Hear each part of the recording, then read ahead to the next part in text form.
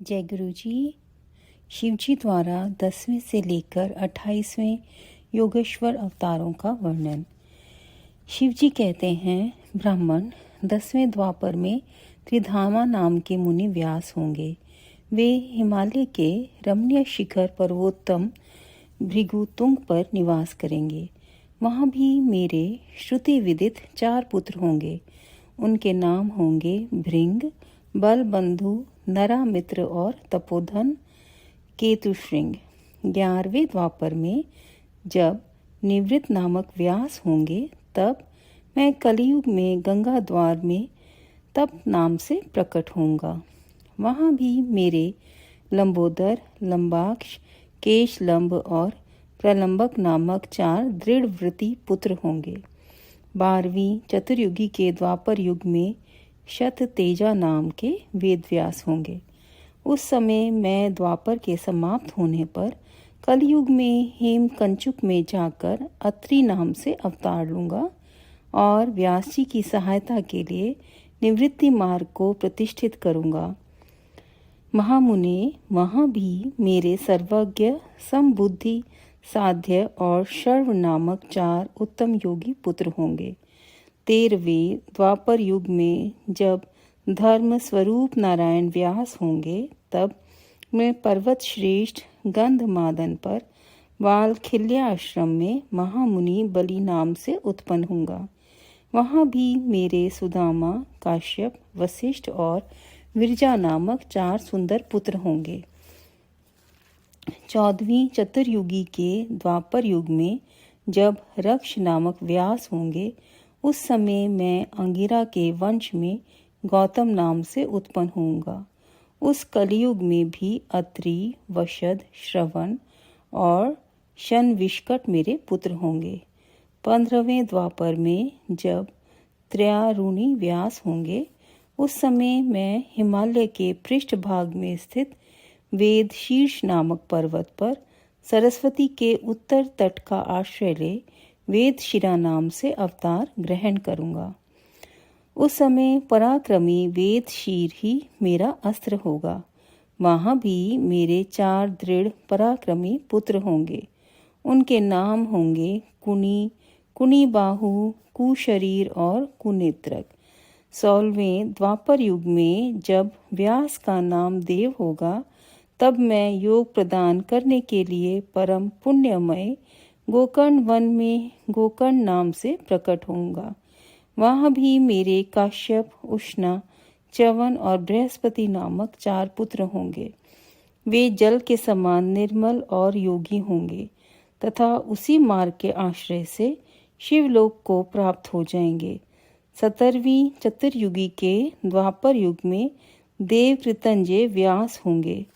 उस समय मैं हिमालय के अत्यंत ऊंचे एवं रमणीय शिखर महालय पर्वत पर गुहावासी नाम से अवतार धारण करूंगा, क्योंकि हिमालय शिव क्षेत्र कहलाता है।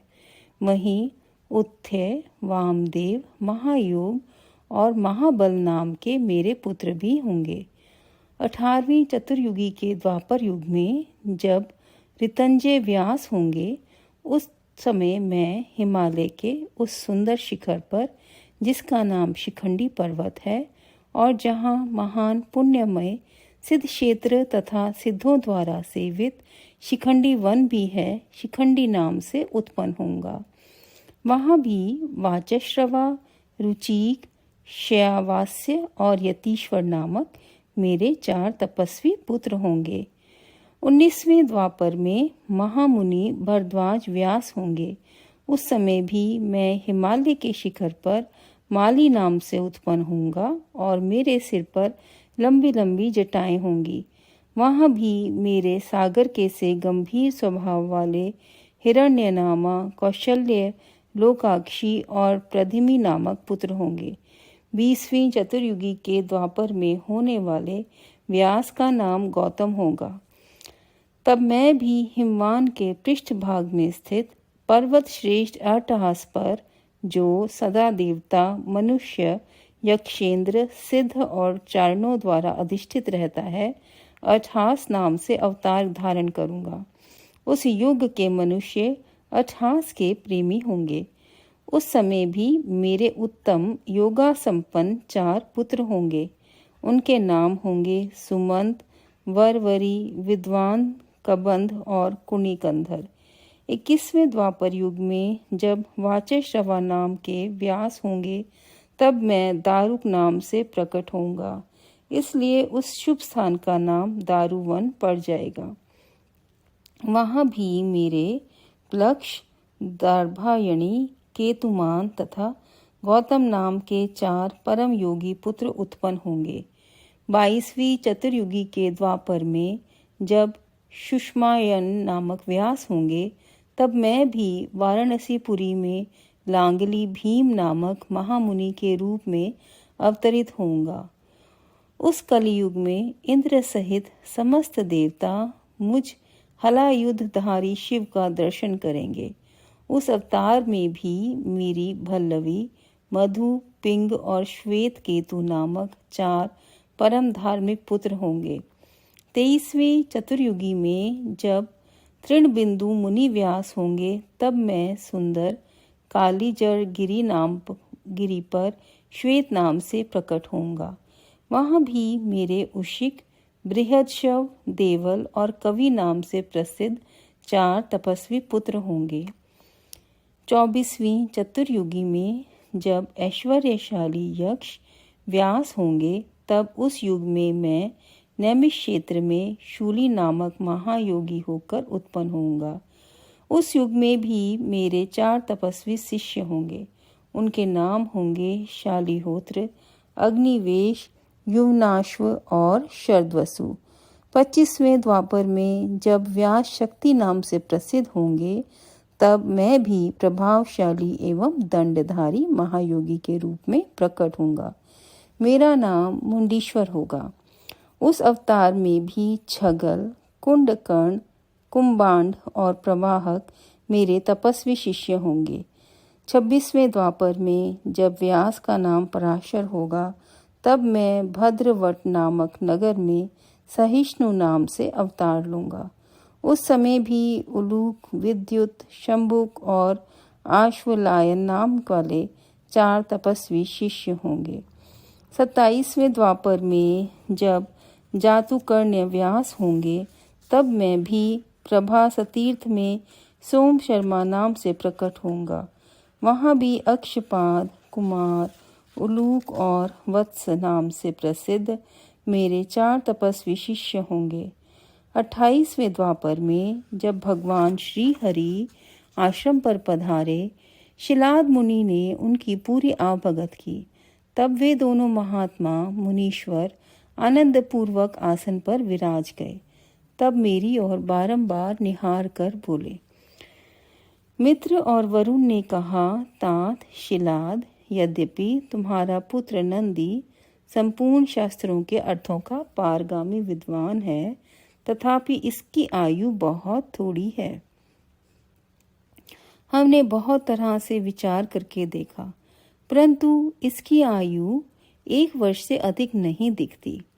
उन विप्रवरों के यूं कहने पर पुत्र वत्सल शिलाद नंदी को छाती से लिपटाकर दुखार्थ हो फूट फूट कर रोने लगे। तब पिता और पितामह को मृतक की भांति भूमि पर पड़ा हुआ देख नंदी शिवजी के चरण कमलों का स्मरण करके प्रसन्नता पूर्वक पूछने लगा, पिताजी, आपको कौन सा ऐसा दुख आ पड़ा जिसके कारण आप शरीर का कांप रहा है और आप रो रहे हैं? आपको वह दुख कहाँ से प्राप्त हुआ है? मैं इसे ठीक ठीक जानना चाहता हूँ। पिता ने कहा, बेटा, तुम्हारी अल्पायु के दुख से मैं अत्यंत दुखी हो रहा हूँ। तुम ही बताओ, मेरे इस कष्ट को कौन दूर कर सकता है? मैं उसकी शरण ग्रहण करूँ। पुत्र बोले, पिताजी, मैं आपके सामने शपथ करता हूँ और यह बिल्कुल सत्य बात है कि चाहे देवता, दानव, यम, काल या अन्य प्राणी ये सब के सब मिलकर मुझे मारना चाहें, तो भी मेरी बाल्यकाल में मृत्यु नहीं होगी। अतः आप दुखी ना हो। पिता ने पूछा, मेरे प्यारे लाल, तुमने ऐसा कौन सा तप किया है अथवा तुम्हें कौन सा ऐसा ज्ञान, योग या ऐश्वर्य प्राप्त है जिसके बल पर तुम इस दारुण दुख को नष्ट कर दोगे। पुत्र ने कहा, तात, मैं ना तो तप से मृत्यु को हटाऊंगा और ना विद्या से। मैं महादेव जी के भजन से मृत्यु को जीत लूंगा। इसके अतिरिक्त अन्य कोई उपाय नहीं है। नंदीश्वर कहते हैं, मुने, यूं कहकर मैंने सिर झुकाकर पिताजी के चरणों में प्रणाम किया और फिर उनकी प्रदक्षिणा करके उत्तम वन की राह ली। अध्याय 6। अब हम आगे पढ़ते हैं संगत जी। नंदीश्वर के जन्म, वर प्राप्ति, अभिषेक और विवाह का वर्णन। नंदिकेश्वर कहते हैं, मुने, वन में जाकर मैंने एकांत स्थान में अपना आसन लगाया और उत्तम बुद्धि का आश्रय ले मैं उग्र तप में प्रवृत्त हुआ, जो बड़े बड़े मुनियों के लिए भी दुष्कर था। उस समय मैं नदी के पावन उत्तम तट पर सुदृढ़ रूप से ध्यान लगाकर बैठ गया और एकाग्र तथा समाहित मन से अपने हृदय कमल के मध्य भाग में 3 नेत्र, 10 भुजा तथा 5 मुख वाले शांति स्वरूप देवाधिदेव सदाशिव का ध्यान करके रुद्र मंत्र का जप करने लगा। तब उस जप में मुझे तल्लीन देखकर चंद्रार्ध भूषण परमेश्वर महादेव प्रसन्न हो गए और उमा सहित वहां पधार कर प्रेम पूर्वक बोले। शिव जी ने कहा, शिलाद नंदन, तुमने बड़ा उत्तम तप किया है। तुम्हारी इस तपस्या से संतुष्ट होकर मैं तुम्हें वर देने के लिए आया हूँ। तुम्हारे मन में जो अभीष्ट हो वह मांग लो।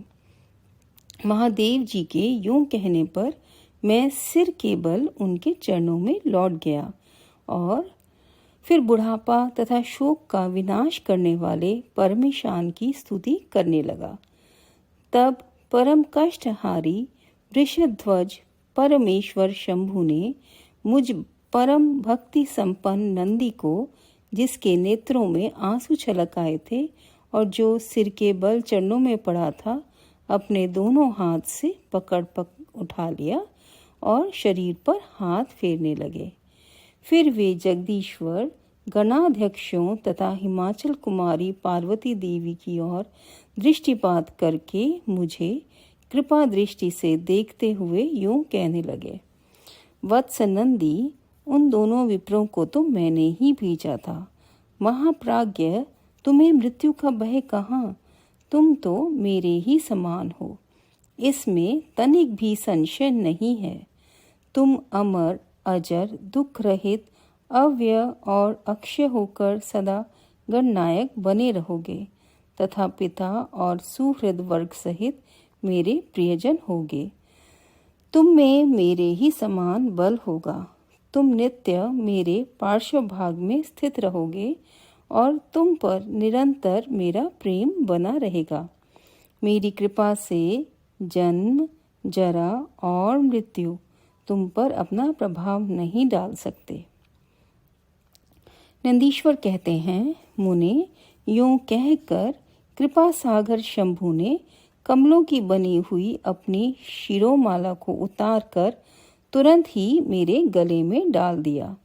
विप्रवर, उस शुभ माला के गले में पड़ते ही मैं 3 नेत्र और 10 भुजाओं से संपन्न हो गया तथा द्वितीय शंकर सा प्रतीत होने लगा। तदंतर परमेश्वर शिव ने मेरा हाथ पकड़कर पूछा, बताओ अब तुम्हें कौन सा उत्तम वर दूं? फिर उन वृषध्वज ने अपनी जटा में स्थित हार के समान निर्मल जल को हाथ में ले तुम नदी हो जाओ यूं कहकर उसे छोड़ दिया। तब वह जल उत्तम ढंग से बहने वाली स्वच्छ जल से परिपूर्ण महान वेगशाली दिव्य रूपा 5 सुंदर नदियों के रूप में परिवर्तित हो गया। उनके नाम है जटोदका, त्रिस्रोत्रा, वृषध्वनि, स्वर्णोदका और जम्बू नदी। मुने, यह 5 नद शिव के पृष्ठ भाग की भांति परम शुभ है। महेश्वर के निकट इसका नाम लेने से यह परम पावन हो जाता है। जो मनुष्य पंचनद पर जाकर स्नान और जप करके परमेश्वर शिव का पूजन करता है वह शिव सायुज्य को प्राप्त होता है, इसमें संशय नहीं है। तत्पश्चात शंभु ने उमा से कहा, अव्यये मैं नंदी का अभिषेक करके इसे गणाध्यक्ष बनाना चाहता हूँ। इस विषय में तुम्हारी क्या राय है? तब उमा बोली, देवेश, आप नंदी को गणाध्यक्ष पद प्रदान कर सकते हैं, क्योंकि परमेश्वर यह शिला दंदन मेरे लिए पुत्र सरीखा है, इसलिए नाथ यह मुझे बहुत ही प्यारा है। तदंतर भक्त वत्सल भगवान शंकर ने अपने अतुल बलशाली गणों को बुलाकर उससे कहा। शिवजी बोले, गणनायकों, तुम सब लोग मेरी एक आज्ञा का पालन करो। यह मेरा प्रिय पुत्र नंदीश्वर सभी गणनायकों का अध्यक्ष और गणों का नेता है, इसलिए तुम सब लोग मिलकर इसका मेरे गणों के अधिपति पद पर प्रेम पूर्वक अभिषेक करो। आज से यह नंदीश्वर तुम लोगों का स्वामी होगा। नंदीश्वर जी कहते हैं, मुने, शंकर जी के इस कथन पर सभी गणनायकों ने एवं अस्तु कहकर उसे स्वीकार किया और वे सामग्री जुटाने में लग गए। फिर सब देवताओं और मुनियों ने मिलकर मेरा अभिषेक किया। तदंतर मरुतों की मनोहारिणी दिव्य कन्या सुयशा से मेरा विवाह करवा दिया। उस समय मुझे बहुत सी दिव्य वस्तुएं मिली। महामुने, इस प्रकार विवाह करके मैंने अपनी पत्नी के साथ शंभु, शिवा, ब्रह्मा और श्री हरि के चरणों में प्रणाम किया। तब त्रिलोकेश्वर भक्त वत्सल भगवान शिव पत्नी सहित मुझसे परम प्रेम पूर्वक बोले। शिव ने कहा, सतपुत्र, यह है तुम्हारी प्रिया सुयशा और तुम मेरी बात सुनो। तुम मुझे परम प्रिय हो, अतः मैं स्नेह पूर्वक तुम्हें मनोवांछित वर प्रदान करूंगा। गणेश्वर, नंदीश, देवी पार्वती सहित मैं तुम पर सदा संतुष्ट हूँ, इसलिए वत्स तुम मेरा उत्तम वचन श्रवण करो। तुम मेरे अटूट प्रेमी, विशिष्ट, परम ऐश्वर्य संपन्न, महायोगी, महाधनुर्धारी, अजय, सबको जीतने वाले, महाबली और सदा पूज्य होगे। जहाँ मैं रहूँगा वहाँ तुम्हारी स्थिति होगी और जहाँ तुम रहोगे वहाँ मैं उपस्थित रहूँगा। यही दशा तुम्हारे पिता और पितामह की भी होगी। पुत्र, तुम्हारे ये महाबली पिता परम ऐश्वर्यशाली मेरे भक्त और गणाध्यक्ष होंगे। वत्स, ये ही नियम तुम्हारे पितामह पर भी लागू होंगे। अंत में तुम सब लोग मुझसे वरदान प्राप्त करके मेरा सानिध्य प्राप्त करोगे। नंदीश्वर कहते हैं, मुने, तत्पश्चात महाभागा उमा देवी वर देने के लिए उत्सुक हो मुझ नंदी से बोली, बेटा, तू मुझसे भी वर मांग ले, मैं तेरी सारी अभीष्ट कामनाओं को पूर्ण कर दूंगी। तब देवी के उस वचन को सुनकर मैंने हाथ जोड़कर कहा, देवी, आपके चरणों में मेरी सदा उत्तम भक्ति बनी रहे। ऐसी याचना सुनकर देवी ने कहा, एवं अस्तु, ऐसा ही होगा। फिर शिवा नंदी की प्रियतमा पत्नी सुयशा से बोली। देवी ने कहा, वत्स, तुम भी अपना अभीष्ट वर ग्रहण करो। तुम्हारे 3 नेत्र होंगे, तुम जन्म बंधन से छूट जाओगी और पुत्र पौत्रों से संपन्न रहोगी तथा तुम्हारी मुझ में और अपने स्वामी में अटल भक्ति बनी रहेगी।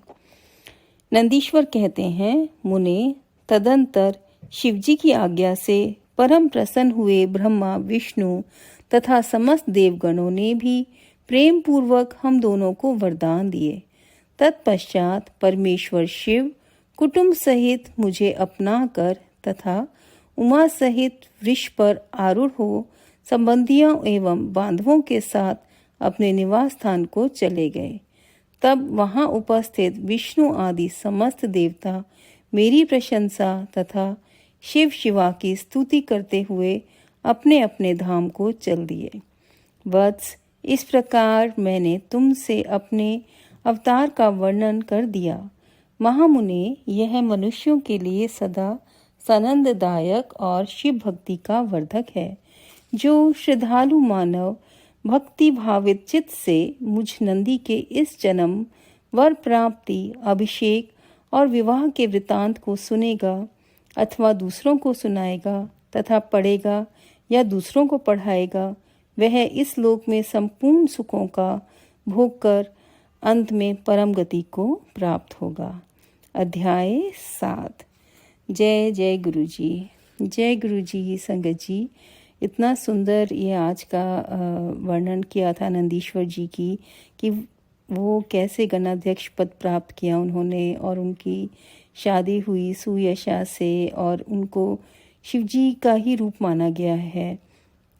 और फिर शिव जी ने, माँ पार्वती ने और सभी ब्रह्मा जी और श्री हरि ने उनको वरदान दिए, और किस तरह से उन्हें अपनाया।